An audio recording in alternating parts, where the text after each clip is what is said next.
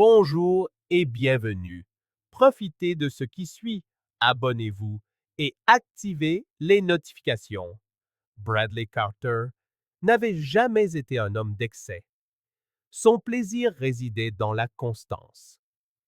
Chaque vendredi, il s'arrêtait à la même station-service pour faire le plein, acheter le même soda light et écouter la même émission de radio sur le chemin du retour.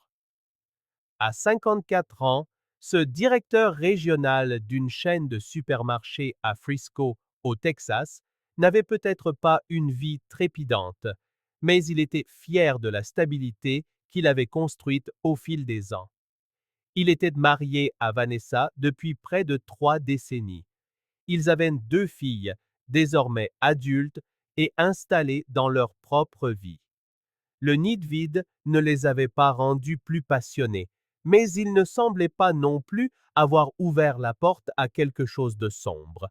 Du moins, c'est ce que Bradley croyait.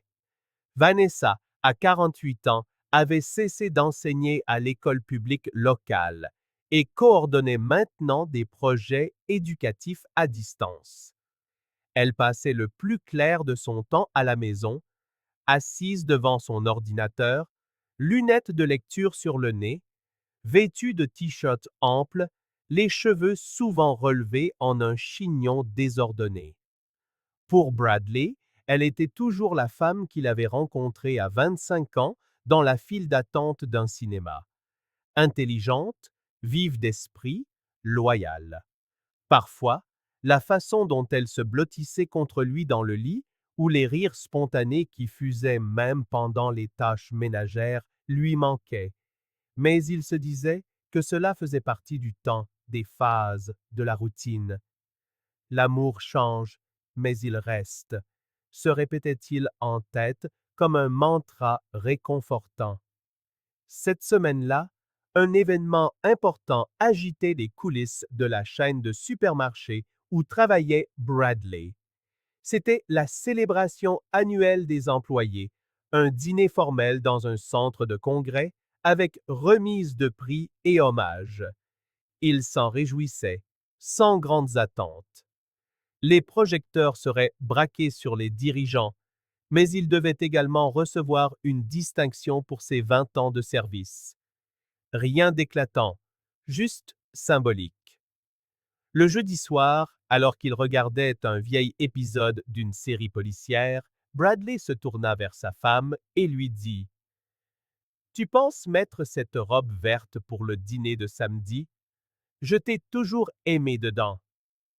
Vanessa esquissa un demi-sourire. Oh, celle-là, je crois que je l'ai donnée à une œuvre de charité l'été dernier. J'avais complètement oublié.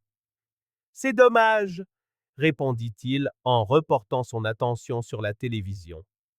Le samedi, il enfila le costume gris foncé qu'il ne portait que pour les grandes occasions et, avant de partir, il invita de nouveau Vanessa à l'accompagner.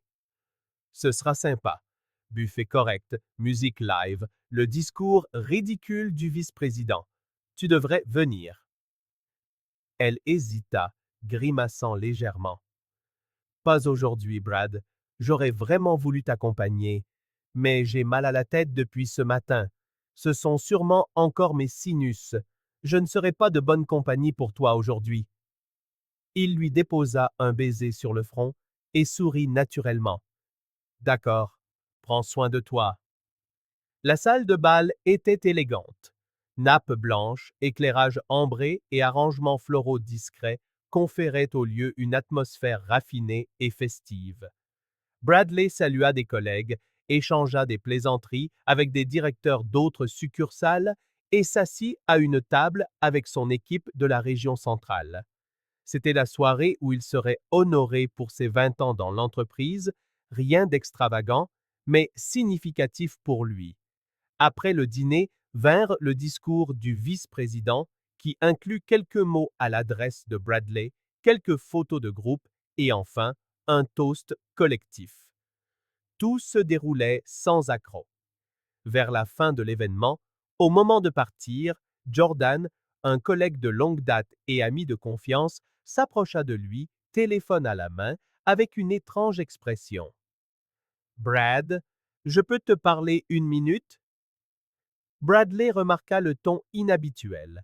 Il se leva et suivit Jordan dans un coin plus calme de la salle. Qu'est-ce qui se passe? Tu as l'air, commença-t-il. Mais Jordan le coupa. C'est sérieux. J'ai ça dans ma poche toute la soirée. J'hésitais à te le montrer, mais je pense que tu mérites de savoir. Je ne voulais juste pas gâcher ton moment. Il déverrouilla son téléphone et ouvrit une vidéo dans sa galerie. Ma sœur Claire est allée à une fête ce soir dans la salle de réception près du lac, tu sais. C'était la fête d'un ami, et elle a vu quelque chose qu'elle pensait que tu devais voir. Elle m'a envoyé cette vidéo il y a 2 heures. Bradley fronça les sourcils et prit le téléphone. Dès que la vidéo démarra, une douleur glaciale lui transperça l'estomac. C'était un lieu différent, avec des lumières colorées et une musique forte en arrière-plan. Dans la vidéo, une femme dansait collée à un homme en costume clair, une danse qui ne laissait aucun doute, une intimité évidente, des regards chargés, des sourires de gens qui se connaissaient assez pour oublier tous les autres autour d'eux. Et puis, il l'a vue, la robe bleu saphir, le collier de perles qu'il avait offert à Vanessa pour leur dernier anniversaire de mariage. Et enfin, son visage, son sourire, sa main posée sur le torse de l'autre homme, leur corps tourbillonnant au rythme de la musique, comme si le monde extérieur n'existait pas. Bradley se figea. La vidéo durait moins de 30 secondes, mais elle a suffi à tout faire voler en éclats. Vanessa avait dit qu'elle ne se sentait pas bien, qu'elle avait mal à la tête, qu'elle préférait se reposer à la maison ce soir-là, qu'elle lui souhaitait bonne chance et lui demandait de bien représenter le couple. Et la voilà, à un autre événement, avec un autre homme, portant la même robe qu'elle avait juré avoir retournée au magasin parce qu'elle ne lui allait pas. Bradley rendit le téléphone d'une main tremblante, incapable de lever les yeux du sol. Jordan lui posa une main sur l'épaule. Je suis désolé, mec. Je ne savais pas si c'était mon rôle. Bradley hocha simplement la tête et parvint à dire Envoie-la-moi. Son esprit cherchait désespérément une explication logique, une justification, mais tout ce qu'il avait, c'était le son étouffé de la musique en fond, des visages souriants dansant dans des salles de bal, et le goût amer d'un mensonge découvert bien trop tard. Elle n'était pas là. Elle était ailleurs avec un autre homme pendant qu'il célébrait 20 ans de loyauté envers une entreprise et un mariage. À cet instant, Bradley sentit que quelque chose en lui avait changé pour toujours. Il se leva lentement de la table, essayant de ne pas attirer l'attention. Il partit sans dire au revoir. Sur le parking, l'air froid de la nuit semblait le punir. Il monta dans sa voiture, laissa tomber son téléphone sur le siège passager et resta assis quelques minutes, respirant profondément. Le son étouffé de la musique provenant de la salle de bal lui parvenait comme une moquerie. Il démarra le moteur et rentra chez lui en silence. Quand il entra, les lumières étaient éteintes et la télévision était allumée à faible volume.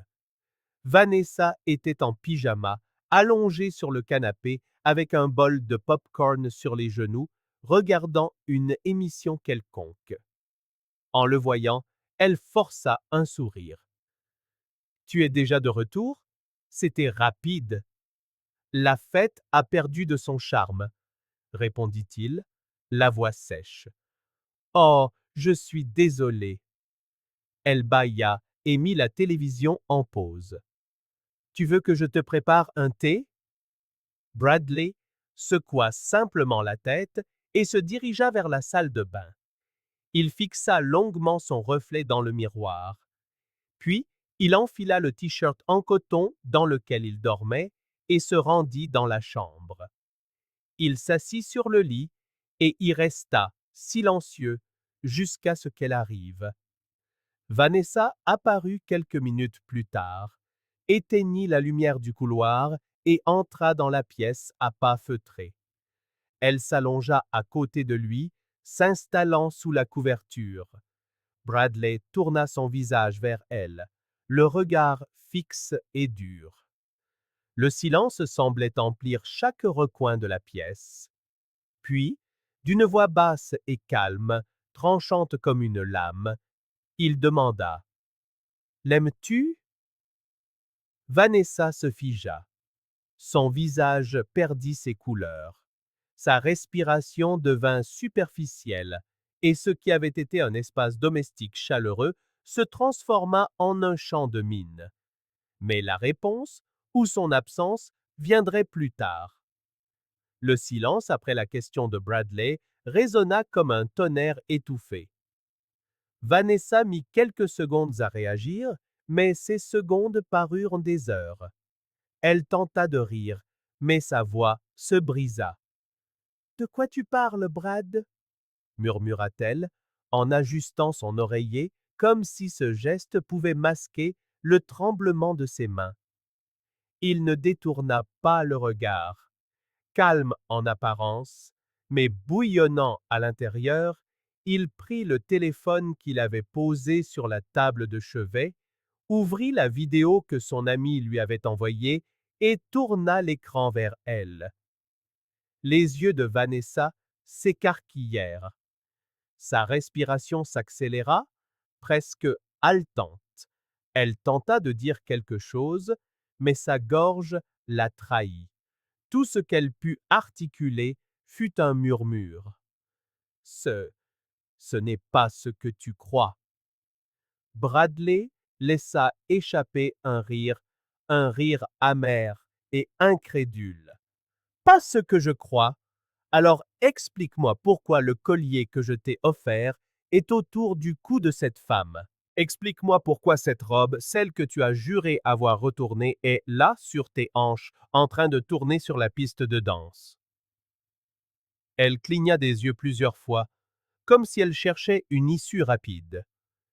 C'était une invitation de dernière minute. Je ne voulais pas t'inquiéter. Ce n'était qu'une danse, Brad. Juste ça. Il prit une profonde inspiration. Ses yeux brillaient, non de larmes, mais d'une fureur contenue. Tu m'as laissé aller seul à un événement qui comptait pour moi pendant que tu étais enlacé à un autre homme, en me disant que tu étais à la maison avec une migraine.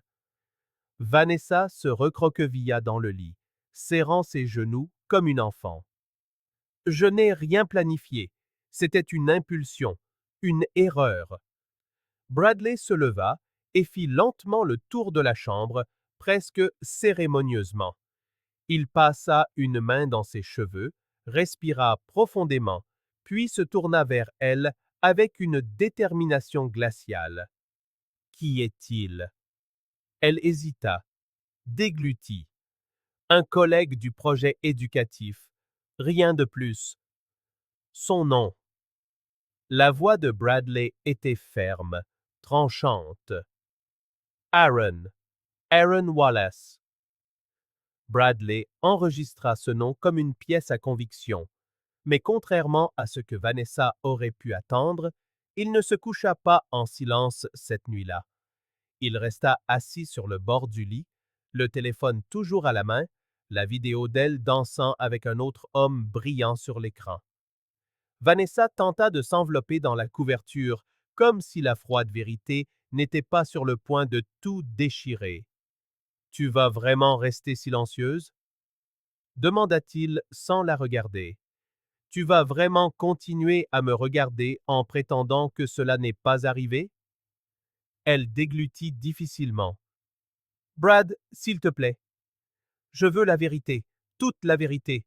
Maintenant. » Il se tourna, le regard fixe et lourd. « Si tu mens encore, Tu franchiras cette porte ce soir. Vanessa trembla. Elle essaya de garder son sang-froid, mais des larmes s'échappèrent. Je n'ai jamais voulu te faire de mal. Réponds-moi. Il serra fermement le téléphone. As-tu couché avec lui? Elle hésita. Sa bouche s'ouvrit, mais aucun mot n'en sortit. Vanessa. Sa voix baissa d'un ton, mais devint plus dangereuse. C'était juste une danse? Elle secoua la tête, niant, mais ses lèvres se mirent à trembler.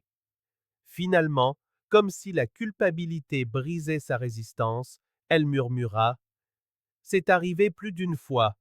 Le temps semblait s'arrêter. Bradley ferma les yeux un instant, comme pour effacer ce qu'il venait d'entendre. Quand?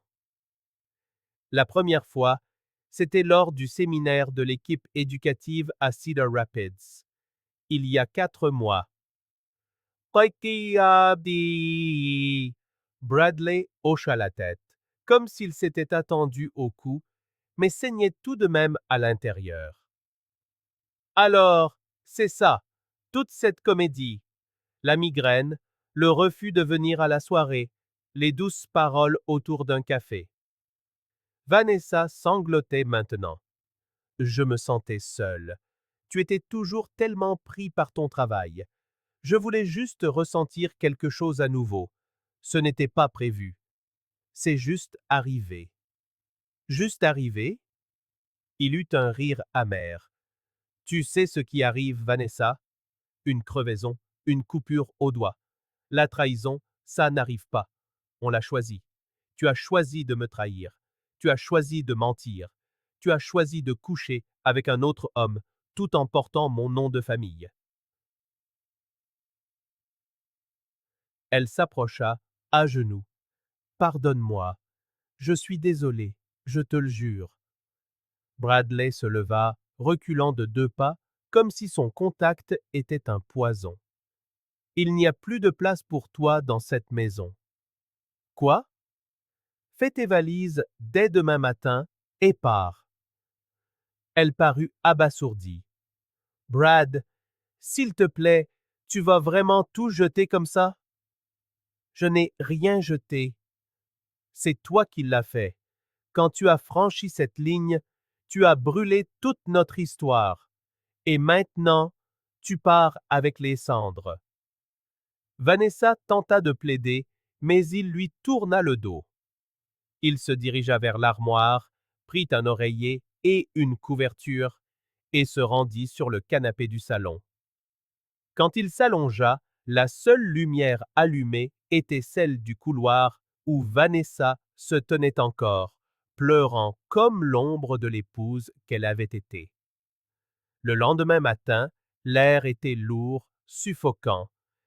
Vanessa n'avait pas dormi. Elle était assise à la table de la cuisine, comme une étrangère dans sa propre maison. Elle tenta de préparer des pancakes comme elle le faisait les dimanches calmes, mais ses mains tremblaient. L'odeur de la pâte ne remplissait plus l'air de réconfort.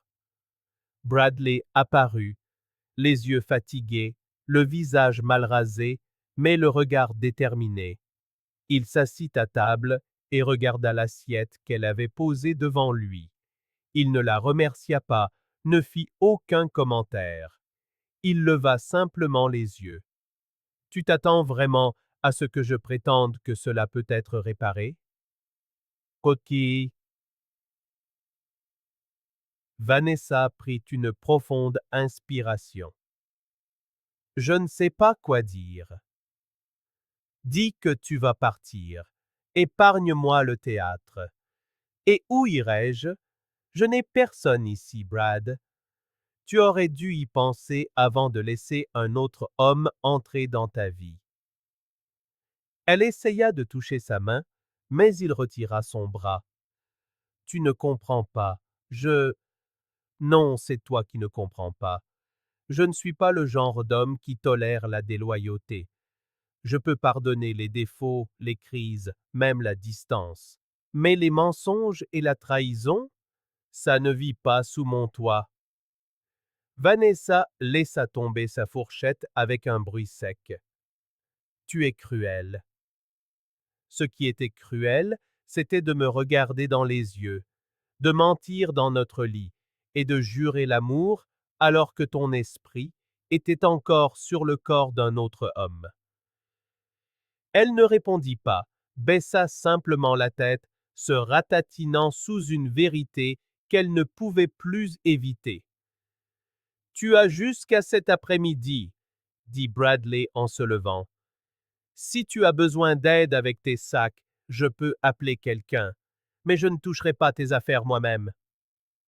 Sans un mot de plus, il attrapa ses clés de voiture et partit, laissant derrière lui une cuisine silencieuse, une femme brisée et une maison qui ne serait plus jamais la même. Vanessa fit ses valises en silence. Chaque vêtement plié était une cicatrice. Chaque objet semblait peser une tonne. La valise bleue qui traînait au fond du placard gisait maintenant ouverte sur le lit comme une blessure. Ce même lit où, quelques jours plus tôt, elle avait prétendu que tout allait bien.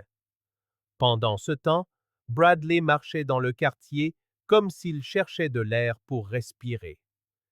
La colère était passée, mais ce qui restait était plus lourd, une sorte d'épuisement moral. Il n'était pas naïf.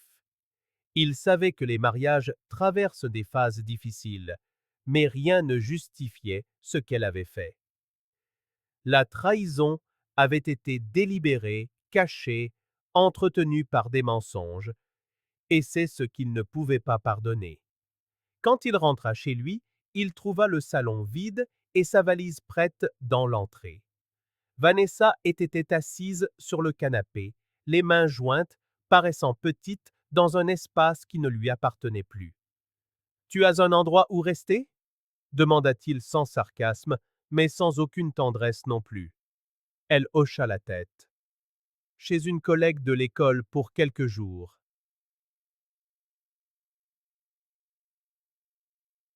Et après,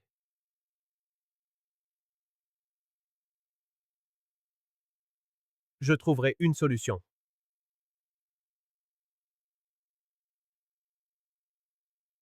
Bien, répondit-il sobrement. Je ne veux pas de drame, je veux juste de la distance. Vanessa resta silencieuse. Elle voulait dire quelque chose, mais aucun mot ne semblait pouvoir combler le gouffre entre eux. Quand elle se leva et prit sa valise, ses yeux cherchèrent sur son visage une trace de regret visible, mais Bradley était froid, impassible. Quand elle franchit le seuil, il ne dit pas au revoir. Elle non plus. Le seul son qui marqua la fin de leur histoire fut le déclic du pêne de la porte se remettant en place. 3 jours plus tard, la nouvelle se répandit discrètement dans la communauté scolaire. Vanessa avait demandé un congé pour raisons personnelles. Le coordinateur évitait de commenter, mais les chuchotements fusaient dans les couloirs. Un membre du personnel d'entretien mentionna avoir vu l'ancienne enseignante quitter le bureau du directeur en larmes. Un autre dit que quelqu'un avait découvert qu'elle avait eu une liaison avec un conseiller du département de l'éducation, un homme marié connu pour se montrer trop proche. Pendant ce temps, Bradley maintenait sa routine. Mais chaque recoin de la maison lui rappelait ce qui s'était brisé. La bibliothèque de Vanessa, les tasses colorées qu'elle aimait, la légère odeur de son parfum qui flottait encore sur les draps. Parfois, il se tenait devant le réfrigérateur, oubliant pourquoi il l'avait ouvert. Son corps fonctionnait, mais son esprit, c'était une pièce verrouillée. Au travail, tout le monde semblait marcher sur des œufs autour de lui. Des collègues proches lui proposaient des sorties, prendre une bière, regarder le match, faire un tour en voiture, mais il déclinait, jusqu'à ce qu'un après-midi gris, sa fille cadette, Chloé, appelle du Colorado. Maman m'a appelé aujourd'hui, dit-elle d'une voix hésitante. Elle a dit qu'elle avait quitté la maison, que vous vous étiez disputé. Bradley resta calme. T'a-t-elle dit pourquoi? Elle a dit que c'était un malentendu, que tu l'avais mise à la porte sans explication. Il prit une profonde inspiration. Pendant quelques secondes, il envisagea d'épargner la vérité à sa fille, mais il réalisa ensuite que c'étaient les mensonges qui avaient tout détruit. Chloé, ta mère m'a trahi pendant des mois avec un autre homme, et elle a essayé de le cacher en mentant dans le même lit que moi. Silence à l'autre bout du fil. Puis un murmure faible. Papa, je suis tellement désolée. Moi aussi, mais il fallait que tu le saches. Je ne veux pas que quiconque pense qu'elle a été victime d'un de mes coups de tête. J'ai été clair. Je lui ai donné la chance de dire la vérité. Chloé le remercia et, avant de raccrocher, dit « Je t'aime et je viendrai te voir bientôt. » Ce fut la première bouffée d'air que Bradley prenait depuis des jours. La semaine suivante, son avocat lui envoya une copie numérisée de l'accord post-nuptial qu'ils avaient signé 2 ans plus tôt lors d'un innocent toast d'anniversaire. Vanessa avait signé sans le lire. Elle avait été heureuse du dîner surprise et avait pensé que le document n'était qu'une plaisanterie formelle entre un couple mûr. Ce qu'elle ignorait, c'est que l'accord contenait une clause claire. En cas d'infidélité avérée, le conjoint coupable renoncerait à ses droits sur la maison et sur tous les biens communs accumulés depuis la signature. Bradley examina tout attentivement. L'avocat confirma que c'était valide, légal et exécutoire. « Voulez-vous aller de l'avant avec ça? » demanda l'avocat de l'autre côté de la table. Bradley répondit sans hésitation.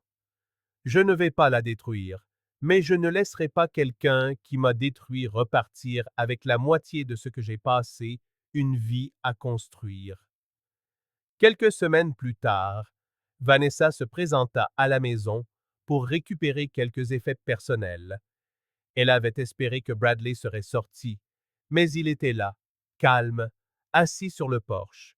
« Je suis juste venu chercher mes affaires du studio. »« Vas-y. » Elle hésita un instant. Le silence était tendu, chargé de non-dits. « Mais avant, je veux que tu saches que j'ai examiné notre accord. » Elle se figea. « Quoi? Le document que tu as signé, tu te souviens? Ce toast d'anniversaire auquel tu n'as jamais prêté attention. » Vanessa pinça les lèvres. « Tu es sérieux? » »« Très sérieux. Et j'ai déjà entamé la procédure. Tu as perdu tes droits sur cette maison et sur tout ce que nous avons accumulé depuis. » Elle s'approcha, le regard brûlant. « Est-ce une vengeance? C'est la conséquence? Ce n'est pas moi qui t'ai porté ce coup. Tu te l'es infligé toi-même. » Vanessa se remit à pleurer, mais cette fois, il ne ressentit aucune pitié, juste un soulagement calme et froid. « Je ne me battrai pas pour une pension alimentaire. Je n'essaierai pas de te rabaisser devant les filles, mais la justice est la justice, et celle-ci est la mienne. » Vaincue, elle hocha la tête, ramassa son carton et partit pour la dernière fois. Bradley rentra, ferma la porte et s'adossa contre le bois. Il sentit quelque chose de différent. La paix. La douleur était toujours là, mais il y avait maintenant de la place pour reconstruire. Le mensonge venait de franchir le seuil. La vérité, même douloureuse, avait purifié l'air, et il savait que le pire était derrière lui. 3 mois s'étaient écoulés depuis que Vanessa avait quitté la maison. L'endroit était plus silencieux, mais pas vide. C'était comme si, pour la première fois depuis longtemps, Bradley pouvait entendre ses propres pensées, sans le bruit des doutes, des mensonges ou des faux semblants. Il rénova la chambre d'amis, peignit les murs lui-même, choisit un nouveau couvre-lit, remplaça le tapis. C'était un petit geste, mais symbolique. Il reconstruisait l'espace où la douleur avait autrefois élu domicile. Vanessa, de son côté, tentait de repartir à zéro. Elle logea quelques semaines chez une collègue jusqu'à ce qu'elle réussisse à louer un petit 2 pièces en périphérie de Frisco. Elle essaya de reprendre son poste au département de l'éducation, mais apprit que Aaron Wallace, son amant, avait demandé son transfert dans un autre district dès que les rumeurs avaient pris de l'ampleur. Seule, sa réputation ternie, elle dut prendre un congé sans solde et, faute d'option, commença à donner des cours particuliers à des élèves en difficulté. Elle essayait d'aller de l'avant, mais le regard de Bradley le jour de sa confession la hantait encore. Ce n'était pas un regard de colère. C'était un regard de déception absolue. C'est ce qui faisait le plus mal. Aaron ne rappela jamais. Il bloqua son numéro et disparut des réseaux sociaux. L'homme qui avait promis l'aventure et la liberté n'avait pas supporté la première once de conséquences. Vanessa se retrouva seule face aux débris du choix qu'elle avait fait. Et bien qu'elle le niât aux autres, au fond d'elle, elle savait qu'elle n'avait pas aimé Aaron.